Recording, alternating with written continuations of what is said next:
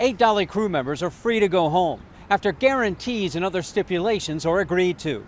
Negotiations began yesterday and ended as late as this morning. It's a done deal.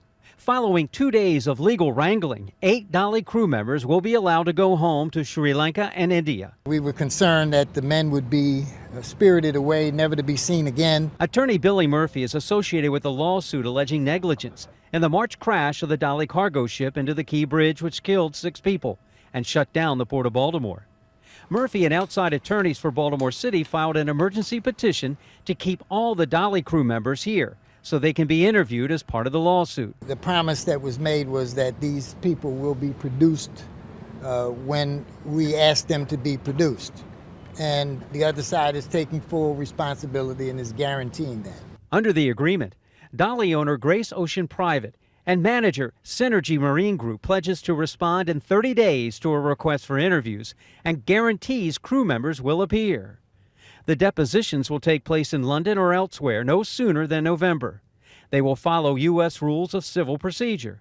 The company will provide statements made, personnel files and employment contracts, training files and records of audits. We're happy with the way things worked out because now we're going to have an orderly process, and the court has been given the power under the agreement to make sure that the process goes as agreed. But the status of the 13 remaining crew members is not yet known.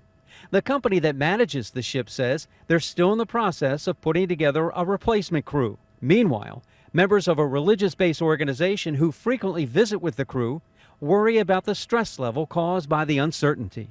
There are crew members who are experiencing obviously adverse mental conditions, and that may be affecting their physical health as well. They are under considerable stress right now. No timetable yet for the Dali to go to Norfolk for repairs. The company that manages the ship says they will take care of housing and other basic needs for the remaining crew. Reporting from Federal Court downtown, David Collins, WBAL TV 11 News.